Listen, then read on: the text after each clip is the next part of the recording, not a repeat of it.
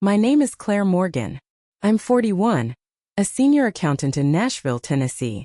On paper, I guess my life would look fine. A 3-bedroom colonial house in a quiet suburb. 2 kids, Liam 15 and Maisie 10, both healthy. A husband who, to the outside world, appears to be devoted. David. We've been married for 17 years. I met him when I was 23, fresh out of college, hungry for purpose. He was older, already managing his father's auto repair chain. Confident. Charming. Fast-talking in a way that made me feel seen, even when I wasn't saying anything. But if you asked me when the silence between us began, I'd tell you it wasn't one moment. It was a slow erosion. A small later here and I'm busy there. The intimacy we used to share with our eyes gone. These days, David only touches me when he needs something or when others are watching. Still, I didn't question him. I didn't dare. Not until that Thursday night in February. David said he was going to a corporate dinner downtown. Late one, he added, tossing his keys on the counter and not meeting my eyes. Don't wait up. I didn't. But I didn't sleep either. Instead, I sat up in bed, watching the shadows of our room shift with the passing headlights. At some point, I reached for my phone, something I rarely did when it came to David's privacy. It was guilt that stopped me usually. Or fear. Or maybe both. But not that night. I scrolled through his calendar first. Nothing marked. Then I opened the Notes app. There, buried in a folder labeled Budgets, was a locked note. When I tapped it, it asked for a passcode. I tried his usual PIN. It opened, and what I saw wasn't numbers. It was words. A transcript. Short messages. Last night was electric. I wish I could have stayed longer. She suspects nothing. I'll be with you Sunday, promise. Tell your husband whatever you need to, babe. I'm done playing nice. My hands turned ice cold. My throat felt like it had collapsed in on itself. I didn't cry. Not then. I just stared. Read and reread. And all I could think was, it's real. It's actually real. David was cheating. But this wasn't just about the affair. It was who he was cheating with that made me stop breathing. Because the next message ended with a name. Can't wait to see you again, Tasha. Tasha is my sister. My little sister. The girl I practically raised while my parents worked double shifts. The one I used to braid hair for, protect on the school bus, defend against bullies. My flesh and blood. And she was sleeping with my husband. That night I didn't sleep. I sat in the hallway outside Maisie's room, listening to her soft snores through the door, trying not to throw up. I had always told myself that if David ever cheated, I'd leave. But betrayal like this, it doesn't hit like a slap. It hits like a slow drowning. My mind kept looping through 17 years of memories. Vacations. Births. Christmas mornings. Were they real? Was any of it? The next morning I made eggs. I braided Maisie's hair. I asked Liam about his school project. I smiled like my world hadn't just shattered. 'Cause now, I needed to plan. I wasn't going to scream. I wasn't going to beg. No, I was going to listen. I was going to learn. And when the time came, I would make sure they both knew exactly what it felt like to be betrayed by the person you trusted most. There's something unsettling about watching your life go on after you've realized it's all a lie. That Friday, David kissed my cheek before leaving for work. His lips barely touched my skin, but I felt the sting as if they were made of acid. He didn't know I knew. That gave me power. It was Maisie's 10th birthday that weekend. She wanted a sleepover with her 3 best friends, rainbow cupcakes, and a butterfly piñata. I made all of it happen. I even stayed up the night before blowing up pastel balloons until my fingers cramped. Because my children didn't deserve this wreckage. I would not let David's sins destroy their innocence. He showed up to the party with a big fake grin and a bigger box from the Apple store. A pink iPad. Daddy wins, he whispered to me with a wink. I almost threw the cake in his face. But I smiled. I smiled for the kids, for the photos, for the illusion. Tasha didn't come to the party. I hadn't invited her. When my mother asked about it, I lied and said she had to work. My mother clucked her tongue and said, "That girl works too much." If only she knew. By that point, I had already created a burner email. I was collecting everything: screenshots, bank charges, calendar entries. I even installed a discrete app on our shared home computer that logs keystrokes. A small, quiet tool. Just like me. I wasn't just going to leave him. I was going to bury the version of myself who once begged for his attention. The version who made excuses every time he came home late. The version who believed loyalty meant enduring humiliation and silence. No. That Claire was gone. And if Tasha thought I was going to sit back and let her steal the life I built from scratch, she was about to learn what betrayal felt like with teeth. 3 nights later, David said he had to work late again. One of the stores had an alarm issue, he explained, not even bothering to pretend like it mattered. I nodded and kissed his cheek. Then I called Marcus. Marcus is Tasha's husband. A fireman. Hard-working. Quiet. The kind of man who'd give you the shirt off his back and never ask for it again. I hadn't wanted to believe he was clueless, but he was. Just like I had been. Claire. His voice was confused when he picked up. We hadn't spoken in months. Not since a dumb family cookout where David accidentally got Tasha soaking wet with a garden hose and everyone laughed like it was normal. Hey, I said calmly. I know this is going to sound crazy, but I need you to meet me. Alone. We met in the parking lot of a Target off I-65. I brought my tablet. He brought his broken heart. I didn't say a word. I just handed it to him, let him scroll through the messages between David and Tasha. He stopped blinking around the 5th one. Around the one that read, I can't believe we've been hiding this for 14 months and they're still so blind. Marcus handed the tablet back to me and stared ahead. His jaw clenched so tight I thought it might crack. Do the kids know anything? He finally asked. No, I said. And they won't. He nodded. So what now? Now, that was the question, wasn't it? I didn't want to just expose them. I wanted to orchestrate something unforgettable. Something that would leave them speechless. Ashamed. Alone. Revenge for me wasn't about destruction. It was about justice. About clarity. About making sure they could never rewrite the narrative and cast themselves as victims. I wanted them to remember. And remember they would. David always talked about how trust was the foundation of any good relationship. The irony wasn't lost on me. By mid-March, I had enough evidence to make any divorce lawyer grin. Photos, screenshots, recordings of late-night whispers. One even captured David's voice saying, You taste like freedom, Tasha. I didn't cry anymore. I planned. I wanted to catch them red-handed. But more than that, I wanted them to feel what they made me feel. Small, exposed, and powerless. So I gave them the rope and waited for them to hang themselves. That came in the form of 2 airline tickets. David had mentioned a business retreat in Charleston. 3 days. Just him and a few execs from the franchise. A trip he'd conveniently neglected to give me any real details about. I smiled, nodded, even helped him pack. But I already knew. The hotel reservation came through on our shared credit card. 2 guests. King bed. No mention of a business retreat. The name under the second guest? Natasha Morgan. She didn't even bother using her married name. Classy. I reached out to Marcus the day before their flight. They'll land in Charleston tomorrow at noon, I told him. I'm not asking you to come, but I want you to know. I've booked a room next door to theirs. Marcus was quiet for a moment. Then he said, Do you want company? I hadn't expected him to say yes. But something in his voice told me he wasn't just angry. He was done. Done pretending. Done swallowing pride. Just like me. So we flew to Charleston that same morning. We checked into the same resort, 4th floor, right beside theirs. And then we waited. At 12:22 p.m., I watched from behind a pair of dark sunglasses as David and Tasha strolled into the lobby hand in hand like a couple of carefree teenagers. She wore one of those sundresses she used to borrow from me when we were younger. He carried her bag. He kissed her neck at the front desk. They didn't even notice me. We waited until the following night. The front desk clerk, who I'd tipped handsomely, texted me. They just ordered champagne and room service to 422. I turned to Marcus, who was sitting on the edge of the bed staring blankly at the TV. You ready? He didn't blink. Let's end this. We didn't knock right away. We listened first. Giggling. Music. Silverware clinking. And then we knocked. The laughter stopped.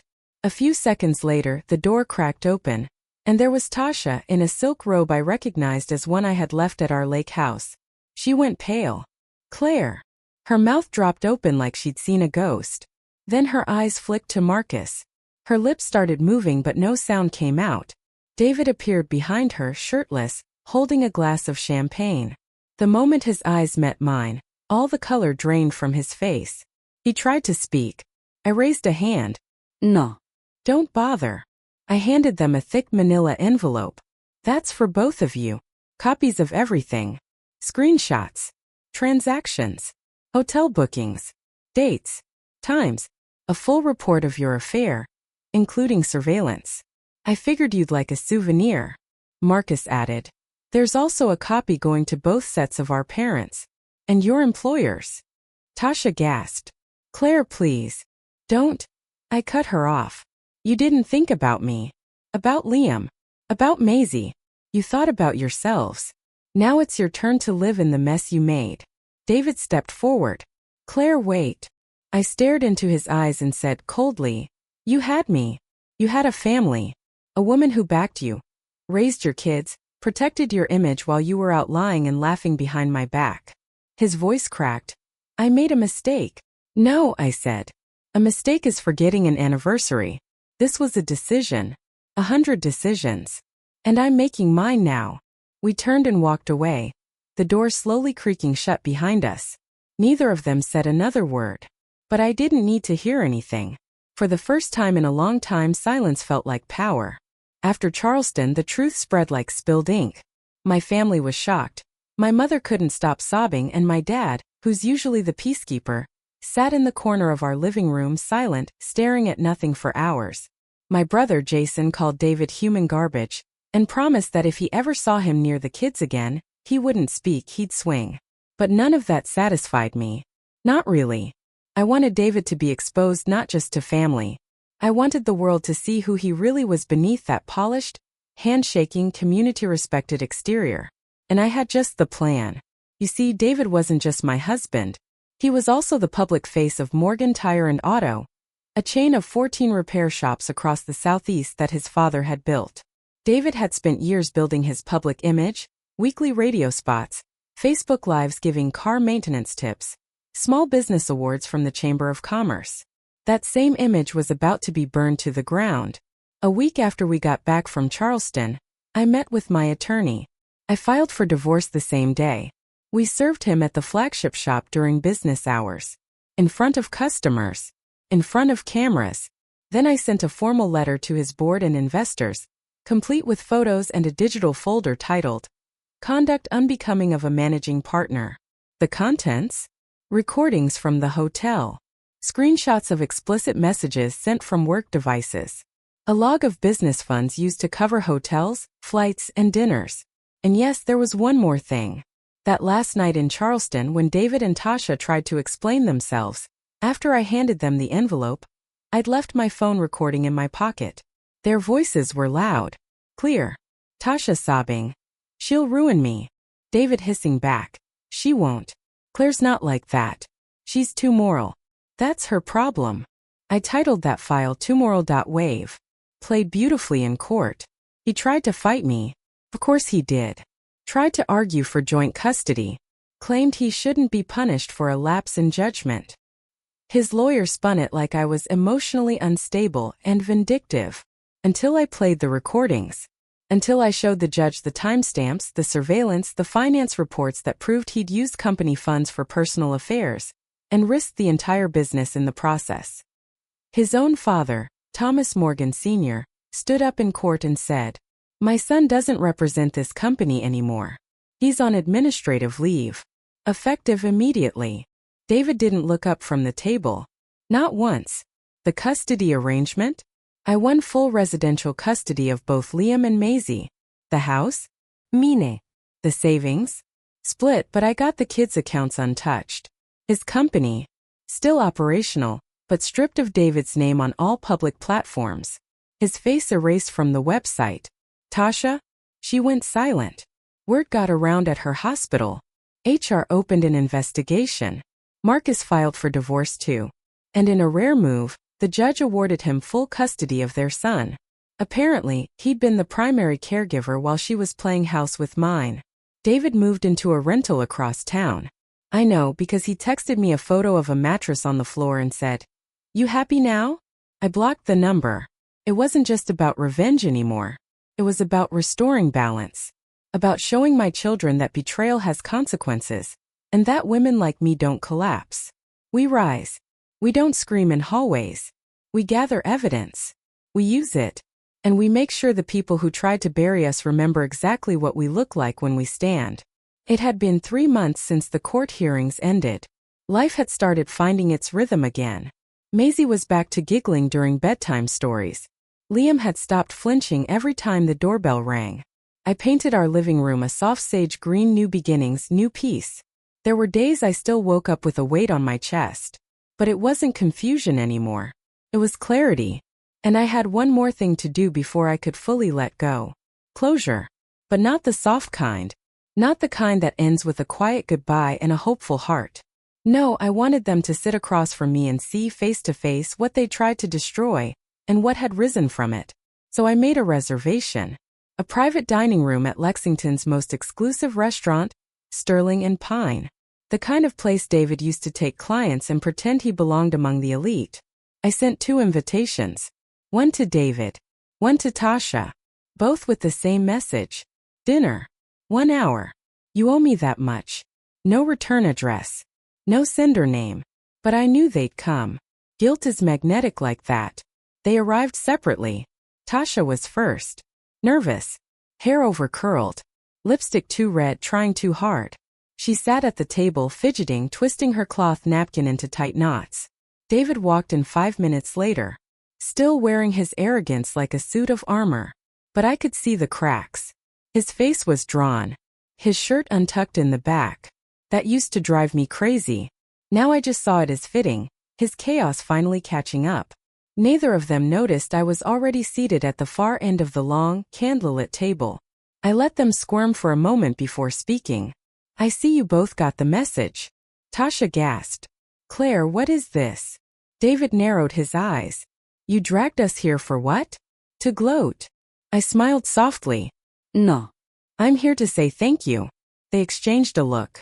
Tasha blinked, unsure. What do you mean? I folded my hands on the table, looked them both in the eye. Thank you for tearing everything apart. Because now I know who I am without you. David rolled his eyes. Are we seriously doing this? Sit, I said quietly. They did. I didn't yell. I didn't accuse. I laid everything out calmly, how I'd known for months. How I had all the evidence before they even boarded that plane to Charleston. How Marcus had stood beside me.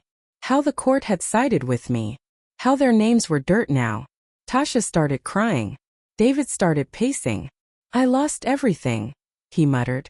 My reputation, my income. What more do you want from me? Nothing, I said. I already got what I needed.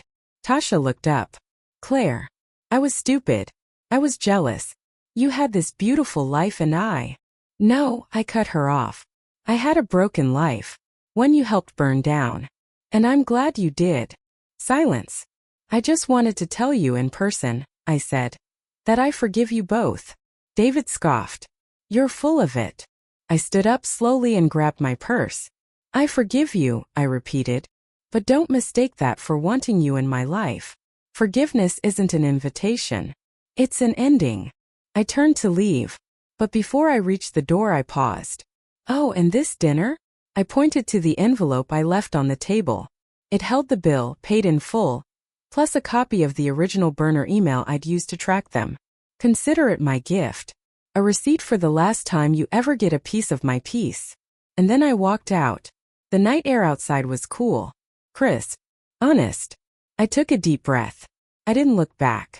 Not even once. It's strange how quickly people forget what you endured, once you start smiling again.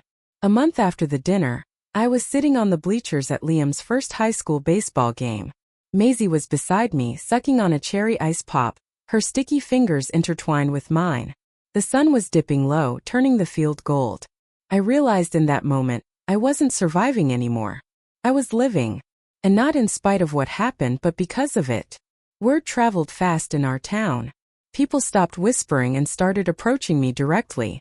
Women I barely knew at the grocery store leaned in and said, I heard what happened. And I just want to say you're incredible.